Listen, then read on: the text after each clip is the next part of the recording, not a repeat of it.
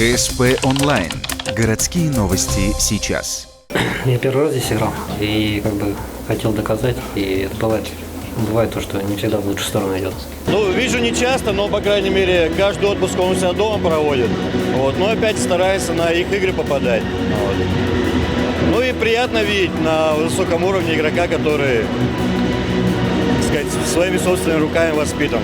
Игра была построена таким образом, что у наших ворот было очень мало моментов голевых на протяжении всего матча по сравнению со вчерашним матчем.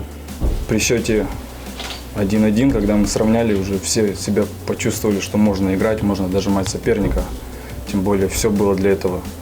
Все этому способствовало. Болельщики, трибуны, все, домашняя арена. Все понимали, нужно идти до конца. Нам терять нечего было. Мы играли свою игру. Поэтому желание, наверное, еще больше преобладало.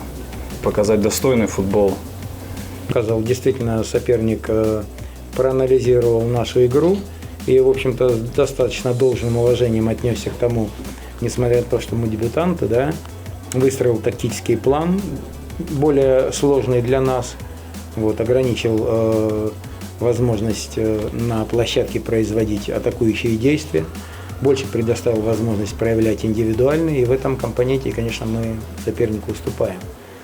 Поэтому такой сложный первый тайм, второй тайм догола. Здесь, конечно, несмотря на то, что мы пытались сопернику как-то противодействовать, здесь преимущество, на мой взгляд, было за соперником. Не хватило, что не могли забить свои моменты, когда не забиваешь, забивать тебе. У нас с этим проблема весь сезон уже, потому что мы не можем забить. Поэтому удача, которая повернулась к нам лицом, наверное, ребята ее заслужили.